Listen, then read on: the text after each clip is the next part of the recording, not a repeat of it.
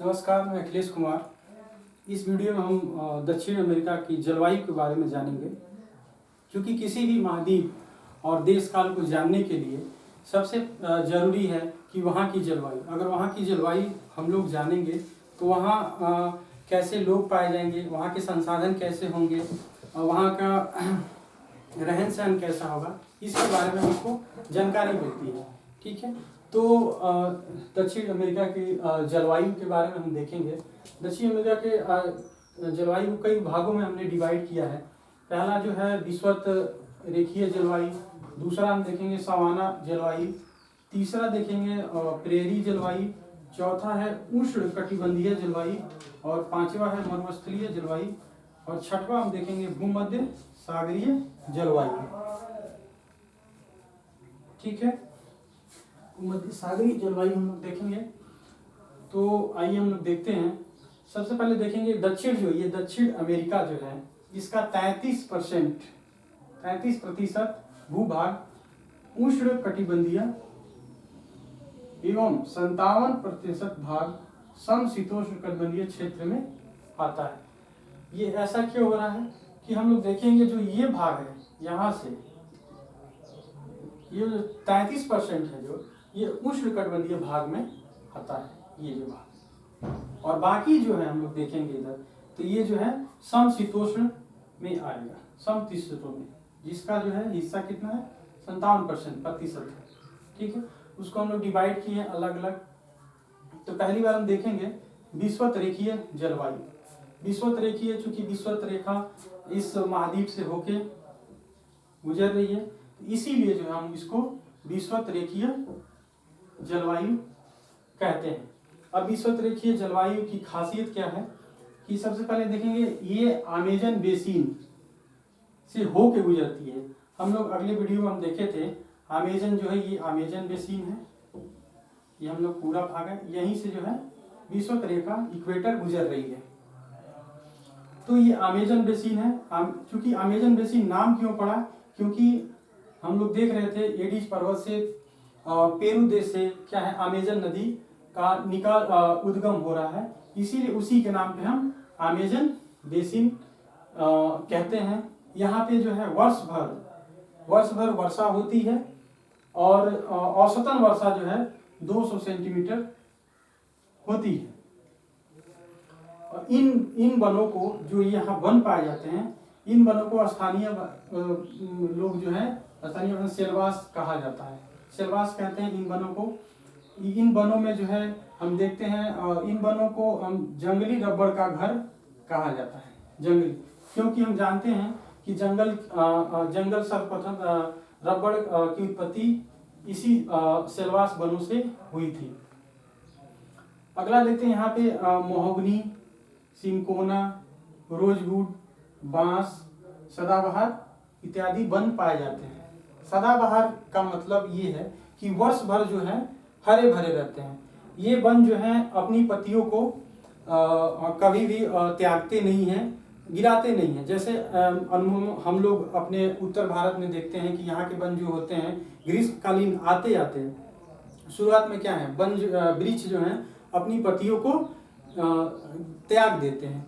कारण क्या है? इसका कारण है कि पत्तियों के माध्यम से ही क्या है, पौधे जो हैं वाष्पोत्सर्जन की क्रिया करते हैं।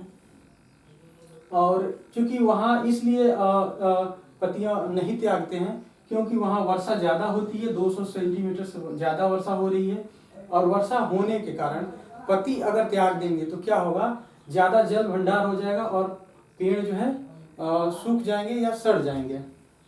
इसीलिए पत्तियों को त्यागते नहीं है। और इन वनों की विशेषता ये है कि ये वन जो है बहुत ज़्यादा ऊंचे और लंबे होते हैं, इतने घने होते हैं कि इनका आर्थिक दोहन जो है सुनिश्चित नहीं किया जा सकता।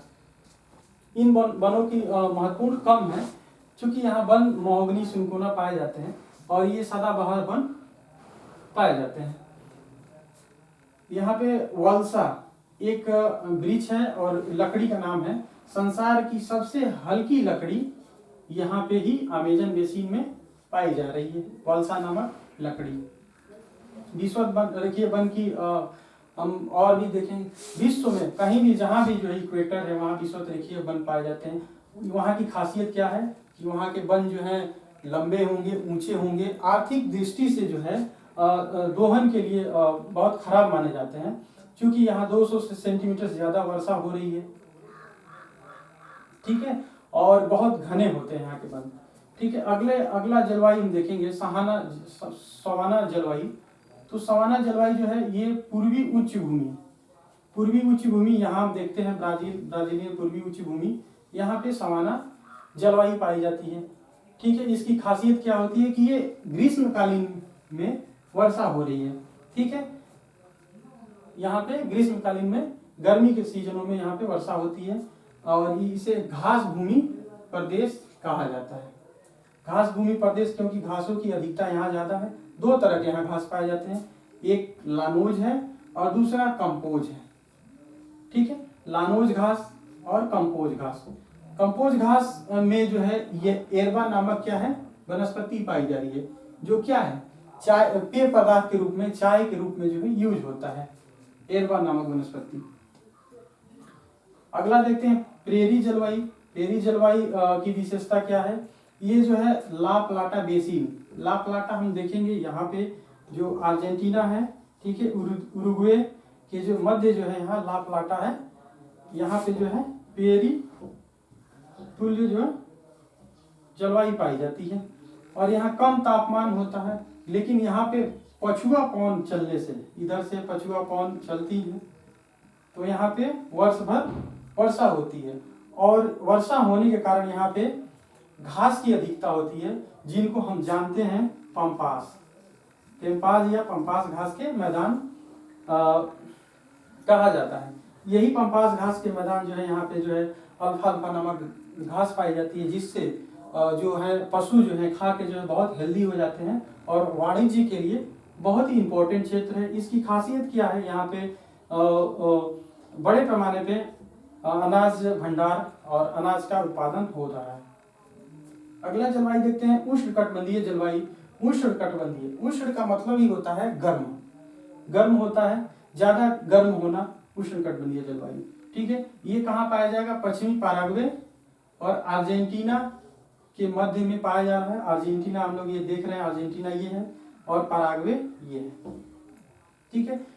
यहाँ पे घने वन पाए जाएंगे, घास के मैदान को ग्रान चाको कहा जाता है। हम लोग देख रहे थे कि यहाँ ये घास के मैदान जिसको हम ग्रान चाको कह रहे थे, जिसको हंटिंग लैंड कहा जाता है, शिकारी भूमि, हंटिंग लैंड, शिकारी भूमि के नाम से जाना जा रहा है, ठीक है। अगला जलवायु देखेंगे हम लोग मरुस्थलीय जलवायु। मरुस्थलीय जलवायु के नाम से ही जाना जाता है कि मरुस्थल होगा। तो मरुस्थल होगा, हमने बताया कि विश्व में कहीं भी अगर मरुस्थल होगा तो किसी भी महाद्वीप के पश्चिमी तट पे ही, क्योंकि हम लोग देख रहे हैं यहाँ मरुस्थल है, अटकामा मरुस्थल देख रहे हैं, फिगर से ही पता चला ये पश्चिमी तट पे है। तो ये जो पाया जाएगा पेरू और चिली के तटीय भागों में, ये हम लोग देख रहे हैं। इधर का भाग जो है क्या है, प्रशांत महासागर है, ये तट से ही लगा है। और यहाँ पे एक मरुस्थल पाया था अटकामा मरुस्थल।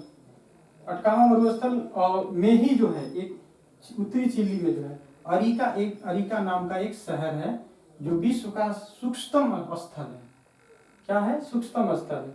ये वृष्टि छाया प्रदेश होने के कारण क्या है, यहाँ पे जो है वन जो है कटीले होते हैं, क्योंकि वर्षा कम होगी। हम लोग जानते हैं मरुस्थलीय प्रदेशों में जो है वर्षा न होने की वजह से क्या है, वृक्ष छोटे होते हैं, कटीले होते हैं, उनके मांसल जो होते हैं मोटे होते हैं, ठीक है। पत्तियां लगभग ना के बराबर होती हैं, ठीक है। तो ये कटीले झाड़ियां पाई जाती हैं। वृष्टि छाया का मतलब होता है, हमने बताया था, क्योंकि इधर से जो हवाएं चलती होंगी नमीयुक्त, तो जो है यहाँ एंडीज पर्वत है, एंडीज पर्वत की वजह से जो है जो भी वर्षा होती है यहीं पे हो जाती है। पिछले इधर जाने में वर्षा नहीं होती है, इसीलिए इस क्षेत्र को वृष्टि छाया प्रदेश कहते हैं। अगला मरुस्थल हम देखें जलवायु देखेंगे तो भूमध्य सागरीय जलवायु पाई जाती है। भूमध्य सागरीय जलवायु की खासियत क्या है कि किसी भी महाद्वीप के या देश के पश्चिमी तट पे ही क्या है पाई जाती है भूमध्य सागरीय जलवायु।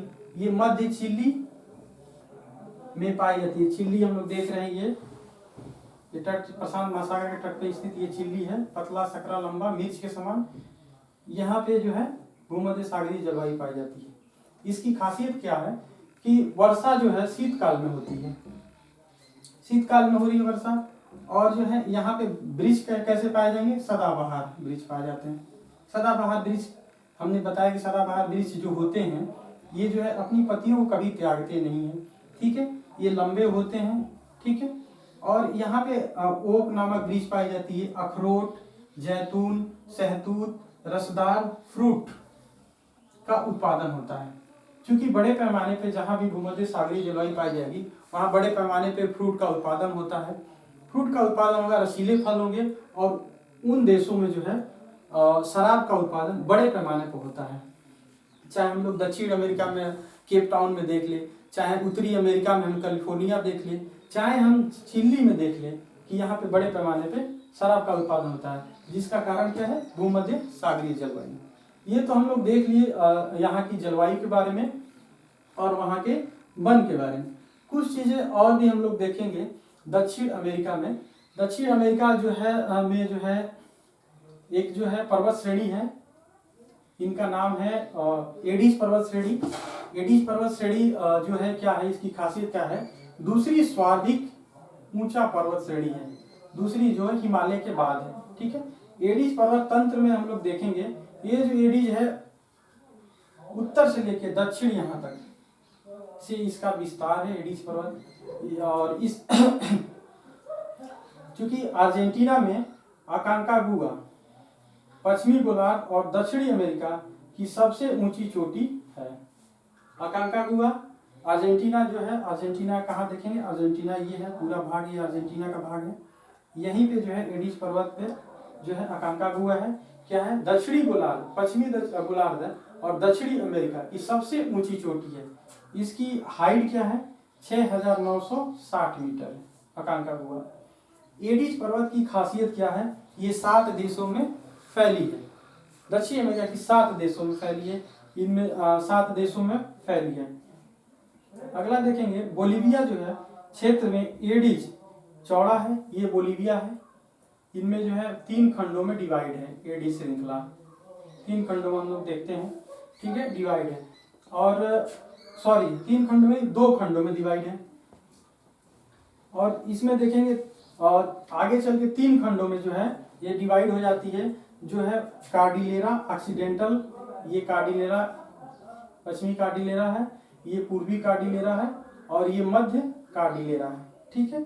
इन्हीं का नाम कार्डिलेरा ऑक्सीडेंटल कहते हैं। एक का है कार्डिलेरा सेंट्रल कहा जा रहा है जो मध्य में है, और एक है कार्डिलेरा ओरिएंटल है, ठीक।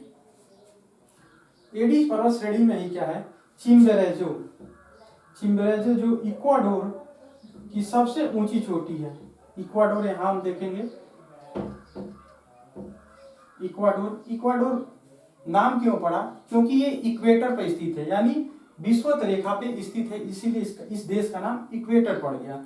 इक्वेटर की सबसे ऊंची चोटी जो है चिम्बोरेजो, जिसकी हाइट क्या है 6310 मीटर है, जो इक्वाडोर में स्थित है।